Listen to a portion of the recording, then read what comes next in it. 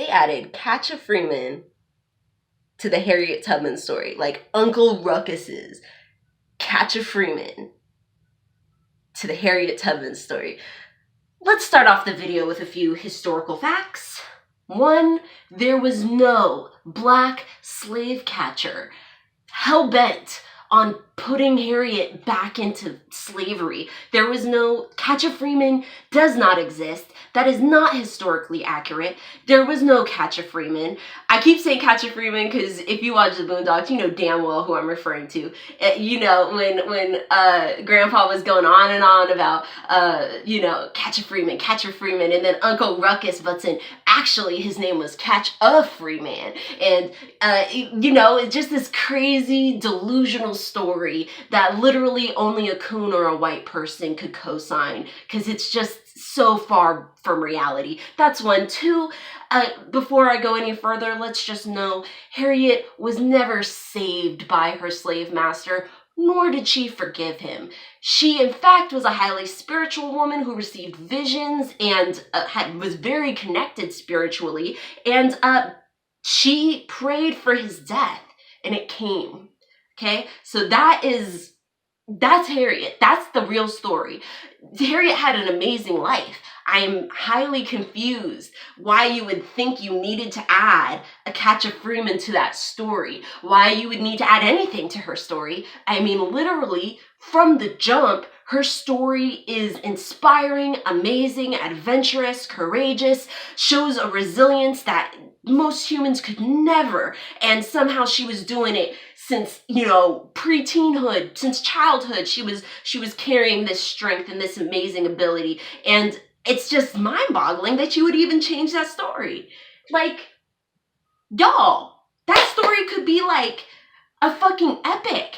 They could make a whole anime literally documenting her travels, saving people, documenting the visions she had while on the trail. I mean, literally, there are documented times of like Harriet was going down the way she usually goes, and then the ancestors spoke to her, spirit spoke to her and was like, you need to cross this river right now, and she did. And then lo and behold, up ahead there were some slave catchers who were just trying to catch some people, and they knew, and they had avoided it now. I mean, like, her story is full of this. You could go on to the parts where she, after she was conducting the Underground Railroad, she was a spy. She for the Union Army. She was the cook. She used her herbal roots remedies. Her father taught her how to gather these things, or I forget. I think it was her father. Somebody taught her about roots and those elements. So she took that knowledge of the land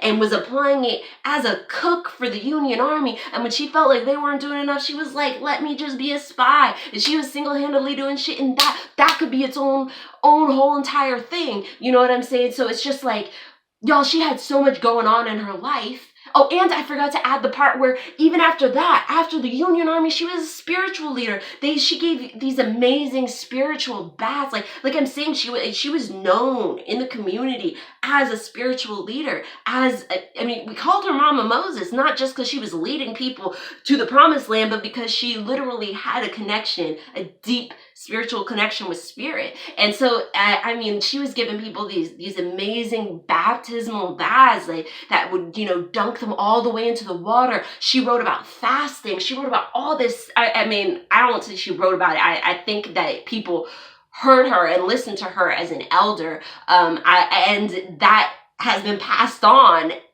There were witnesses. So it's just, why add Catcha Freeman to the Harriet Tubman story? There were already a bunch of evil people in her story. Didn't need to make up one more. Didn't need to invent one.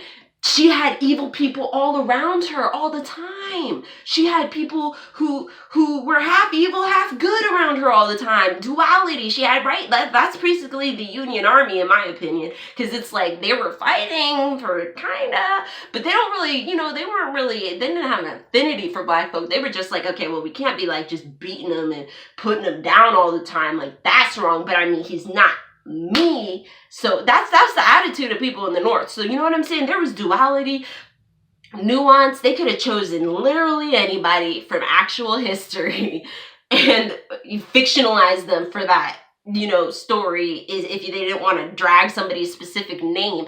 But to bring a black man into it, I was like, and then, and might I add how beautiful it is, or I don't know if it's beautiful. It's strange to me because I feel like I see all the time black men are talking about like black women don't love us no more. Y'all are trying to throw us under the bus. But literally our gut instinct when we saw this Harriet Tubman movie was to be like, what is this bullshit? Literally, black women everywhere were like, we are not about to watch a black man terrorize Harriet Tubman. Like, that's the truth. We stand up for this shit. We don't like it. I will say that. Like, we call out brothers now more than we used to. There are issues in the community, but I will say this. I have been very, it shows. It shows. Black women, it's in our blood. We don't just let this type of shit slide. And I personally would never, so a lot of elders were saying they did readings on the movies. A couple people I trust said they did readings on the movies, or they got talk from the ancestors, feelings, emotions that this wasn't right.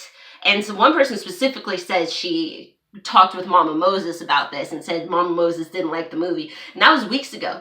And I was like, I don't know, I'm just going to wait and see. I'm going to wait and see what would be offensive about this, because, besides the British girl playing it and, but I'm like, but maybe she grew up, there were times in my past where something really stupid made sense in the moment. And then a couple months later, I was like, how did I fall for that? I know better. I know better. I knew better 6 years before I heard that. So anyway,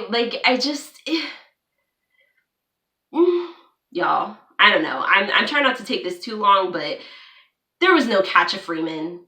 There's no Catcha Freeman. Let me just cut all the other stuff I was about to go on a rant about off, because there's no Catcha Freeman. Her slave master did not save her. And this is why. This is when they were all saying that they had readings, they had feelings that this wasn't right. This is what wasn't right.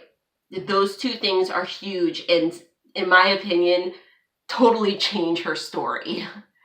It totally changed her story. If the person she's running in fear from is a black man, hired by white people, but who's the face? Who's the face who's taking all of that blame? The issue also that I want to point out is that in our modern times, we just kind of have to admit that most people don't sit and research things. And so when movies come out that by all intents and purposes are presented as historically accurate, people are going to believe that shit. They're going to literally think, this is what about this guy? What about Catcha Freeman? Literally, I don't know what his name is in the movie because I'm not going to watch it. Because partially I'm not watching it because of this mess, and partially I'm not watching it because fuck Comcast. They're trying to play games with black folks, and the laws that we have that make it so that we can be not discriminated against. Comcast is trying to do all that right now. There's a black man suing them because they wouldn't put his channels on.